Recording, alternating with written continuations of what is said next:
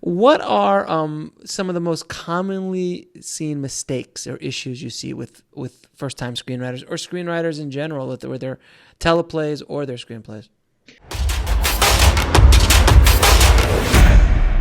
Okay, I would say one thing is that a lot of people think the rules don't apply to them. Mm-hmm. And there are rules, as you know, and I know, and everyone knows. There are certain things you have to conform to. And, you could have a great idea for a movie, but you're not going to write it on a cocktail napkin and get an executive to read it. So there are certain rules, and but there are people that think, no, no, no, my story is so great. Transcends. Yes, I don't have to follow that. Okay, great, go for it.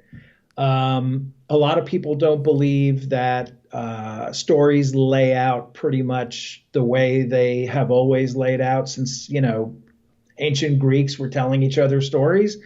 Stories feel a certain way to us, from when we're laying in bed, when we're little kids and our parents are telling us stories or reading us books, we start to learn about how stories lay out. Mm-hmm.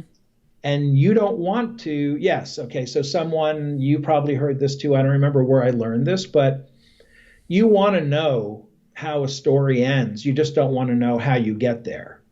The fun part is the roller coaster ride, the twists and turns that you can't really anticipate. But it does have to pay off in a certain way. And people think, no, no, no, that doesn't apply to me. I don't have to do things that way. My script can be 200 pages long because the story's so good at nothing can be cut, and when I hear that, it's like, okay. Yes, yes. Go for it. Unless your last name is Sorkin or Black, you can't really get away with a 200-page script. No, and even if you do get away with, even if you're someone else and you do get away with it, at some point they are going to say, unless you're directing it, you better pare it down. I mean, if you're directing it, you know what you want to get out of it. Right.